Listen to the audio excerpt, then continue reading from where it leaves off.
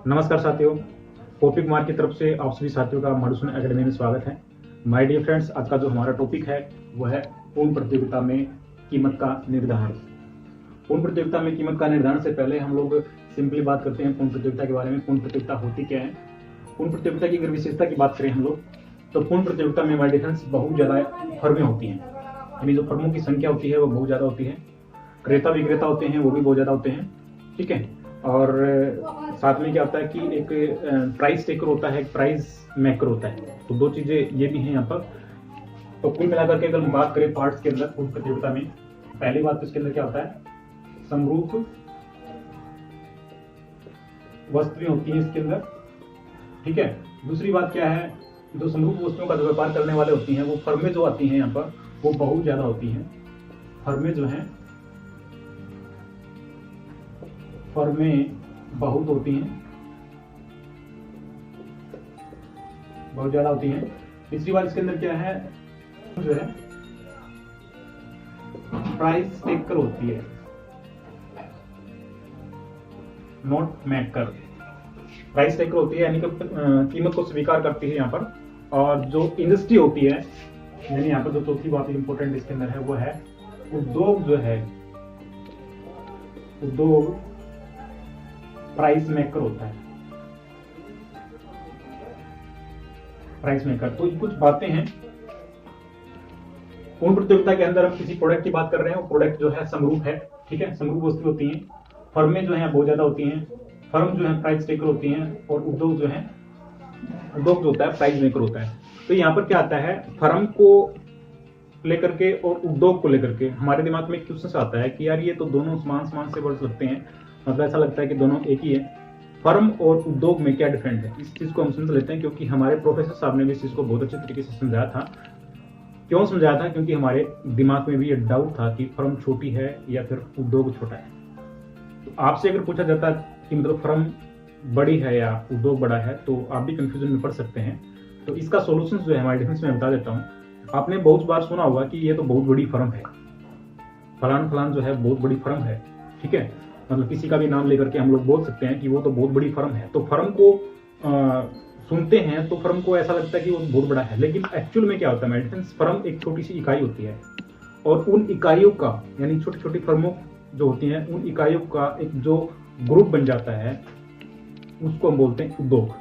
तो कुल मिलाकर के बात हम क्या करें, यहाँ पर क्या कहना चाह रहे हैं, जो फर्म है वो एक इकाई होती है, वो एक छोटी चीज होती है, और जो उद्योग होता है उन छोटी छोटी चीजों से बना हुआ एक समूह होता है, यानी वो उद्योग कहलाता है, ठीक है। तो कुल मिलाकर के हम बात अगर शॉर्ट में बात करें, एक वर्ड के अंदर बात करें, एक सेंटेंस के अंदर बात करें, उद्योग जो है बड़ा होता है जो कि प्राइस मेकर होता है, और फर्में जो है वो छोटी होती हैं जो कि प्राइस टेकर होती है। तो यहाँ पर इस चीज का भी आपको पता होना चाहिए कि फर्में जो प्राइस है उसको स्वीकार करती हैं, और जो उद्योग है वो प्राइस का निर्धारण करता है। तो इस चीज को भी हम डिस्कस करेंगे कैसे। का निर्धारण किसके द्वारा होता है हमें पता है, वो उद्योग के द्वारा होता है, ठीक है जी। उद्योग के द्वारा कीमत का निर्धारण होता है। तो उसके लिए हम लोग डायग्राम बना देते हैं यहाँ पर, ओ एक्सिस और वाई एक्सिस। माय डिफरेंस यहाँ पर कीमत के निर्धारण के लिए हम ओ एक्सिस के ऊपर क्या ले लेते हैं, क्वांटिटी ले लेते हैं, और वाई एक्सिस के ऊपर हम लोग ले लेते हैं प्राइस, क्योंकि प्राइस का निर्धारण होता है।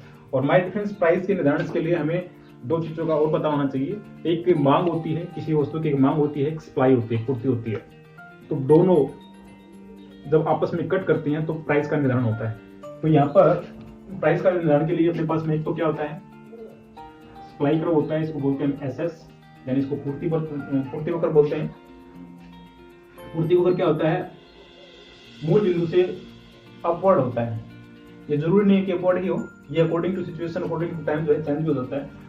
जनरली जो है वो अपवर्ड होता है, पॉजिटिव स्लोप होता है सप्लाई का, और जो डिमांड होती है वो नेगेटिव स्लोप होता है। ठीक इस प्रकार से ये डिमांड कर्व होता है। तो होता क्या है, प्राइस का जो निर्धारण कहाँ पे होता है, प्राइस का निर्धारण वहीं पर होता है जहां पर मांग और पूर्ति जो है किसी वस्तु की बराबर होती है। यानी किसी वस्तु की मांग और पूर्ति जहां पर बराबर होती है वहीं पर क्या होता है, कीमत का निर्धारण होता है। तो यहाँ पर देखिए बराबर कहाँ पे है, मांग और पूर्ति कहाँ पर बराबर है, ई बिंदु के ऊपर बराबर है। तो यहाँ पर इसका क्या होता है, कीमत का निर्धारण होता है यहाँ पर। यहाँ पर होती है प्राइस डिटर्मिनेशन, और इसके ऊपर जो ये क्वांटिटी लेता है वो ये क्वांटिटी लेता है, यानी क्यू। तो ये होती है मांग और पूर्ति का कीमत का निर्धारण होता है। मांग और पूर्ति के द्वारा कीमत का निर्धारण होता है। जरूरी नहीं किसी बिंदु के ऊपर रहेगा, हो सकता है कि किसी समय में जो है ना इस बिंदु के ऊपर हो, यहाँ पर इस बिंदु के ऊपर हो, यानी यहाँ पर जो है ना प्राइस जो है हमारी ज्यादा है, मान लेते हैं यहाँ पर। तो इस प्राइस के ऊपर क्या होता है, इस प्राइस के ऊपर मांग तो हमारी इतनी होती है, किसी वस्तु की मांग तो हमारी इतनी है, लेकिन उसकी जो है सप्लाई कितनी है हमारे पास में, सप्लाई है ये वाली, यानी यहां तक है, ये सप्लाई है और ये मांग है। इसका मतलब इस बिंदु के ऊपर क्या है, यहाँ पर सप्लाई जो है ग्रेटर देन है डिमांड से, ठीक है, सप्लाई डिमांड से ज्यादा है, तो क्या होता है प्राइस जो है नीचे आती है। आपने देखा होगा मार्केट के अंदर जाते हैं तो कोई वस्तु जो बहुत ज्यादा मात्रा में है मार्केट में, तो उसकी जो है ना प्राइस जो है गिर जाती है, थोक में हो जाता है। मंडी के अंदर देखते हैं कोई भी सब्जी, मतलब जो है जैसे कि हल्दी, ये क्या बोलते हैं, सब्जी मंडी में टमाटर है या फिर आलू है या फिर प्याज है, जैसे उसकी सप्लाई बढ़ती है यानी पूर्ति बहुत ज्यादा होती है, मंडी के अंदर बिल्कुल थोक में मारा जाता है, तो उसका प्राइस गिर जाता है, ठीक है। तो सरप्लस है इसका सप्लाई का, तो उस स्थिति में क्या होता है कि यहाँ पर प्राइस जो है डाउन आएगी, नीचे की तरफ आएगी, ठीक है, नीचे की तरफ आएगी। क्यों? क्योंकि यहाँ पर सप्लाई ज्यादा है और मांग कम है, तो ऑटोमेटिकली जो है प्राइस नीचे की तरफ आएगी ही आएगी। ठीक इसी प्रकार से क्या होता है, अगर प्राइस हमारी यहाँ पर है P2, तो इस प्राइस के ऊपर हमारी जो पूर्ति है वो ये है और डिमांड जो है ये है, ठीक है। तो यहाँ पर P2 प्राइस के ऊपर मांग हमारी इतनी होती है और पूर्ति जो है इतनी सी होती है। तो यहाँ पर क्या होता है, मांग ज्यादा है, पूर्ति कम है, तो ऐसी परिस्थिति में क्या होता है, प्राइस जो है ऊपर की तरफ चलती है। तो यहाँ क्या होगा, प्राइस जो है चलेगी किसकी तरफ, ऊपर की तरफ चलेगी, मूल बिंदु के ऊपर चलेगी, ठीक है। तो कुल मिलाकर के मेरा कहने का मतलब क्या होता है, प्राइस का निर्धारण जो है हमारे डियर फ्रेंड्स वहीं पर होता है जहां पर मांग और पूर्ति आपस में कट करती है, वहां पर कीमत का निर्धारण होता है। और ये कीमत का निर्धारण कौन करता है, पूर्ण प्रतियोगिता के अंदर, पूर्ण प्रतियोगिता के अंदर कीमत का निर्धारण कौन करता है, उद्योग करता है। तो ये माय डियर फ्रेंड्स जो है मांग वगैरह और पूर्ति वगैरह किसका है, उद्योग का, ये उद्योग का मांग वगैरह होता है, ठीक है। इसको हम लिख सकते हैं उद्योग का मांग वगैरह और पूर्ति वगैरह होता है, और उद्योग ही क्या करता है, प्राइस का निर्धारण करता है। लेकिन दूसरी तरफ हम चले फर्म की तरफ, अगर हम बात करें फर्म की, ये ले लिया हमने ओ एक्सिस, ये ले लिया वाई एक्सिस।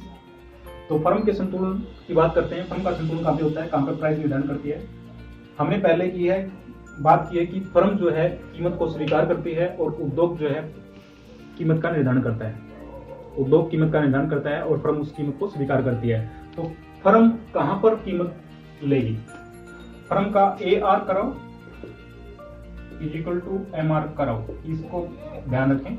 फर्म का पूर्ण प्रतियोगिता के अंदर फर्म का AR यानी एवरेज रेवेन्यू और मार्जिनल रेवेन्यू क्या होते हैं, बराबर होते हैं। जब किसी फर्म का एवरेज रेवेन्यू और मार्जिनल रेवेन्यू बराबर होता है तो उसका मतलब ये हुआ कि उसकी जो प्राइस होती है वो भी क्या होती है, वही होती है, यानी सब कुछ उसका बराबर होता है, कीमत भी उसकी समान होती है, एवरेज रेवेन्यू उसका समान होता है और मार्जिनल रेवेन्यू भी उसका समान होता है। दैट मींस कि उसका AR यानी एवरेज रेवेन्यू या फिर डिमांड करा उसको जो लेंगे वो कहाँ पे लेंगे, बिल्कुल इसके इक्वल लेंगे यहाँ पर से, जैसे कि ये है ना।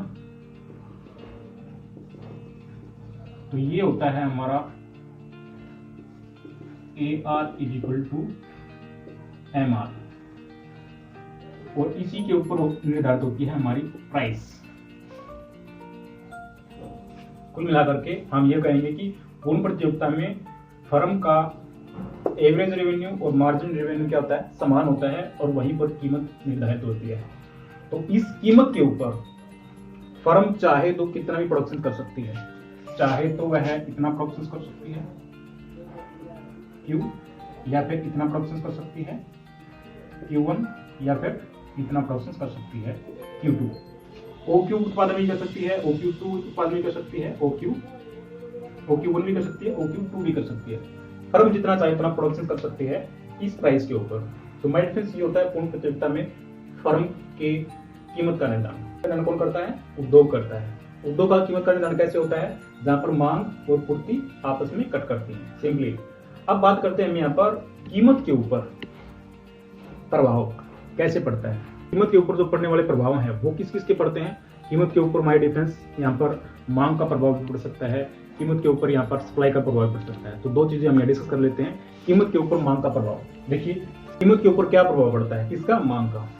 तो सिंपली माय डिफेंस हमने देखा है, ये हमारी ले लेते हैं हम लोग ओ एक्सिस और ये ले लेते हैं Y axis. As it is यहाँ पर जैसे हमने लिया है क्वांटिटी हम ओ एक्सिस के ऊपर ले लेते हैं और प्राइस जो है वो वाई एक्सिस के ऊपर ले लेते हैं। और हमें पता है हमारे डियर फ्रेंड्स, यहाँ पर जो मांग ऊपर होता है हमारा वो कैसा होता है, डाउनवर्ड स्लोपिंग होता है, ये वाला, ये हमारा डीडी है जिसको डिमांड कर्व बोलते हैं, ठीक है। और पूर्ति वक्र जैसा कि हमने पहले देखा है वो पॉजिटिव अपवर्ड होता है, यानी पॉजिटिव स्लोप होता है, इसका ऊपरी तरफ होता है, ये वाला हमारा होता है एस एस, पूर्ति वक्र होता है। तो स्टार्टिंग का जो इक्विलिब्रियम पॉइंट है हमारा, इक्विलिब्रियम पॉइंट ये है जहाँ पर आपस में कट करते हैं, सप्लाई और मांग आपस में कट करते हैं, वहां पर हमारी प्राइस होती है, वहीं पर हमारी क्वांटिटी होती है क्यू, और यहाँ पर इसकी होती है प्राइस। प्राइस का निदान डिफरेंस वहीं पर होता है जहाँ पर मांग और पूर्ति आपस में कट करती है। ये तो हुआ हमारा इक्विलिब्रियम प्राइस, इनिशियल जो स्टार्टिंग के अंदर होता है। लेकिन कीमत के ऊपर मांग का क्या प्रभाव पड़ता है? अगर हम लोग पूर्ति को चित्र मान लेते हैं, पूर्ति में कोई चेंज नहीं होता है, पूर्ति जैसे है वैसे ही है, एज इट इज बनी हुई है। लेकिन मांग के अंदर कोई परिवर्तन होता है, मांग के अंदर बढ़ोतरी होती है या फिर मांग के अंदर बढ़ोतरी होती है, तो क्या कीमत के ऊपर क्या प्रभाव पड़ता है, इसको हम देखिए। अगर पूर्ति शिथिल रहे और मांग बढ़ जाती है, पूर्ति शिथिल रहे, एज इट इज बनी रहे और मांग बढ़ जाती है, तो क्या होता है, अब देखिए माय डिफरेंस क्या होता है, मांग बढ़ने का मतलब क्या होता है, मांग ऊपर की तरफ चली जाएगी। डी डिमांड कर्व जो है वो D1 हो जाता है, D1 हो जाता है। तो इस पोजीशन में क्या करता है, मांग वक्र पूर्ति वक्र को इस बिंदु के ऊपर कट करता है और यहाँ पर होता है हमारा E1 बिंदु, जहां पर E बिंदु है, यहाँ पर फर्म का क्या होता है, संतुलन होता है, उद्योग का काम क्या होता है, संतुलन होता है। तो इसके ऊपर कीमत हमारी क्या होगी, पहले के मुकाबले बढ़ जाती है, यानी ये P प्राइस यहाँ पर थी और अब ये होगी P1।